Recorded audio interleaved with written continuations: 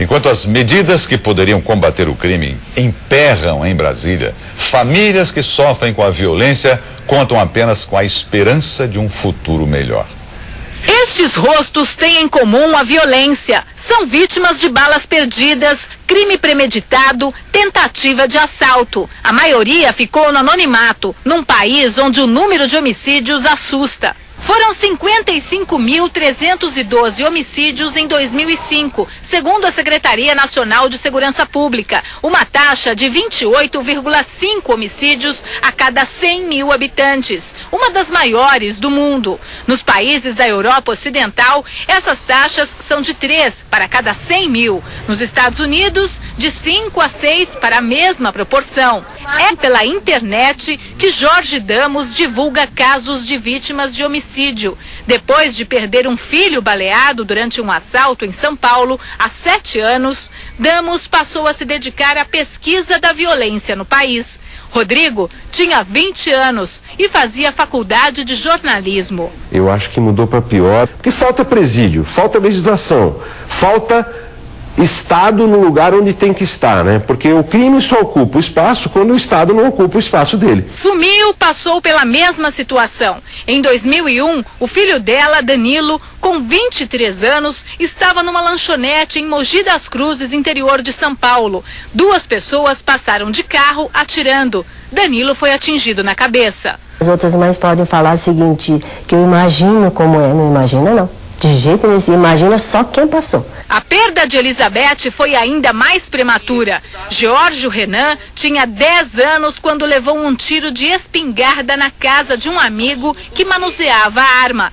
Para a mãe, o caso está longe do que se pode chamar de acidente. O menino deu uma surra no meu filho, quebrou 3 costelas, armou uma espingarda 16 milímetros e deu um tiro no pescoço do meu filho a queima-roupa. Jorge Damos, Fumio, Elizabeth e milhares de outras famílias criaram movimentos, fizeram passeatas, exigiram justiça. Nada deu resultado. Em março do ano passado, eles entregaram para o Senado um projeto de mudança nas leis penais. O projeto tinha um apoio de 1.300.000 assinaturas colhidas por todo o país. 100 mil a mais do que o necessário para que o Senado avaliasse o projeto. O texto nunca foi votado. Eles vieram com a exigência seguinte, que o abaixo-assinado deveria ter número do título de eleitor e endereço de quem assinou. Jorge, Elizabeth e milhares de outras vítimas que assinaram o projeto tinham algo mais em comum: a participação de menores nos crimes. O colega de Renan tinha 14 anos quando deu o tiro. Ele ficou 3 dias preso, aí ele foi colocado numa outra escola com crianças da mesma idade. Eu liguei para esta escola e avisei do que tinha ocorrido.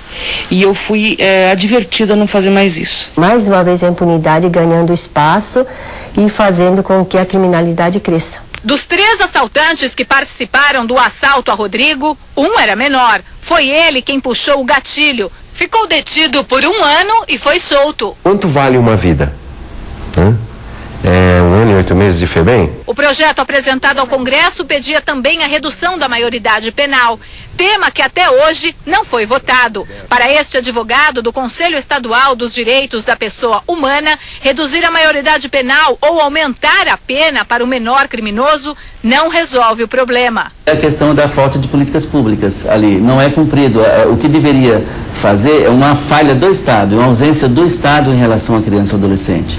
Vamos fazer um plebiscito, perguntar para a população o que ela quer fazer com os menores que cometem crimes graves. A discussão sobre a redução da maioridade penal no Brasil é polêmica. Está no Congresso desde 1988. Estados Unidos e Inglaterra julgam os crimes pela gravidade e não pela idade do criminoso. Os que criticam e os que defendem a redução concordam em pelo menos um ponto: esta medida não é a única que vai resolver o problema da violência no país. E é preciso que haja uma reforma estrutural no sistema de educação no Brasil e na formação moral do cidadão brasileiro. Nós precisamos de brasileiros que vivam em paz com todos os brasileiros e não essa criminalidade crescente que aí está. O nosso interesse como sociedade é que a população se mobilize para que ela não seja a próxima vítima. Esse é o nosso interesse. Todo mundo sabe, todo mundo diz o que deve ser feito, né? Mas parece que não está sendo feito nada.